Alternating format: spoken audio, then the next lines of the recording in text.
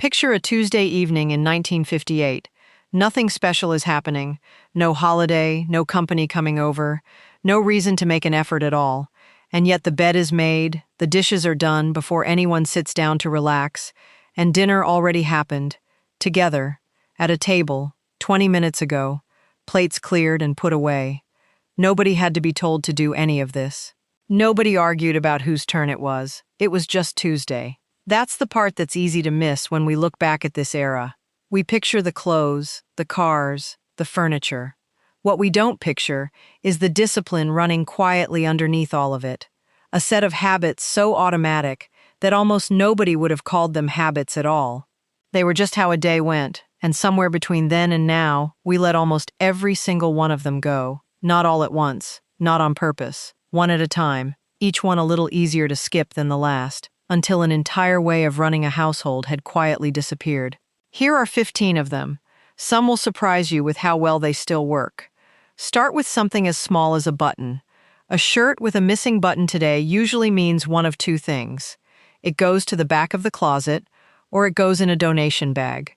In 1958, it meant a 5-minute detour to a sewing basket that sat, fully stocked, in nearly every home in the country.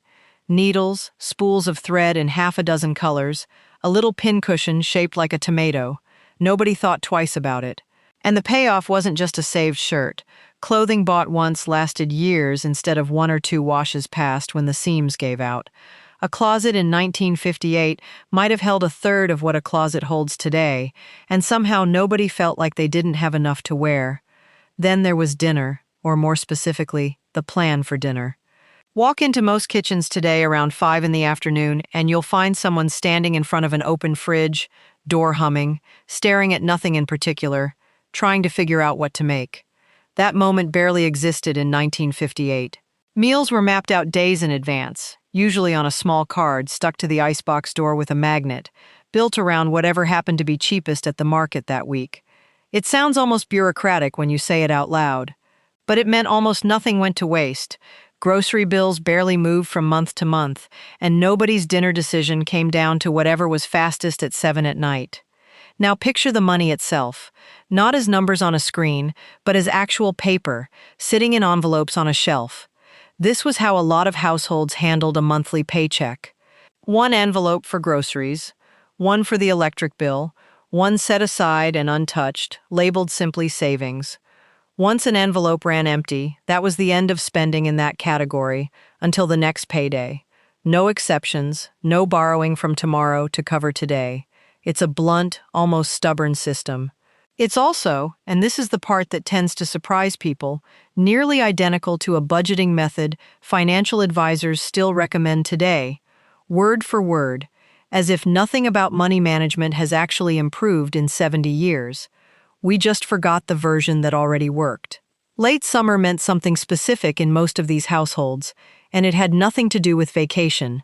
It meant canning. The kitchen would turn almost unbearably hot for an entire afternoon, pots of water at a rolling boil, the counter disappearing under rows of glass jars waiting their turn, tomatoes, green beans, peaches, whatever the garden or the market had produced in surplus that week, lids sealed tight with a small, satisfying pop as each jar cooled, one by one, lined up like a row of small trophies by the end of the day. One long afternoon of work in August meant meals through an entire winter, without a single extra trip to the store. It wasn't a hobby, it was insurance, the kind you could actually taste in January, when a jar came down off the shelf and it was suddenly August again for exactly one dinner. Every morning started the same small way. Before coffee, sometimes before anyone had fully woken up, the bed got made and the living room got straightened. Cushions squared, newspaper folded, nothing left where it had been dropped the night before. 5 minutes, no more. It wasn't about impressing a guest who might never show up. It was about never letting the house get far enough behind that fixing it became a whole Saturday's project instead of a 5-minute reset, over and over, every single day. There was also a habit so simple it barely sounds like one, writing things down, by hand, and mailing them. A neighbor who watched the kids for an hour got a note, a gift. Even a small one got a note, written that same evening while it was still fresh, sealed in an envelope, a stamp licked and pressed into the corner. Not an email, not a text sent the moment the thought crossed your mind and then instantly forgotten. An actual card, written slowly enough that whoever received it could tell someone had actually sat down and meant it. It took maybe 5 minutes. What it built, over years, letter by letter, was the steady sense that relationships needed tending on purpose, not just left to exist on their own and hope for the best. Families, more often than not, lived close to each other, not just emotionally, but literally, down the same street, sometimes under the same roof. This wasn't purely sentimental, it was structural. A grandmother 2 doors down meant childcare that didn't require a calendar or a payment. It meant an extra set of hands during a hard week without a single phone call to arrange it. When something went wrong, and something always eventually goes wrong, help wasn't an hour's drive away, it was already on the block. When something broke, the instinct wasn't to replace it. It was to open it up and figure out why it had stopped working. A dripping faucet, a wobbly chair leg, a lawnmower that wouldn't turn over. Repair manuals got pulled out. Neighbors got consulted over the fence. It took longer than buying something new would have. It also meant people actually understood, piece by piece, how the objects in their own homes functioned, which meant fewer trips to the store and a kind of quiet competence that's much rarer now than it used to be. Most yards, even modest ones, had a garden tucked somewhere in the back. Tomatoes climbing a stake, beans along a fence, herbs in a strip by the kitchen door. It never replaced a full grocery run. But week after week, all summer long, it meaningfully cut into one. Free food, grown 20 feet from where it would eventually be eaten, requiring nothing more than water and a little patience.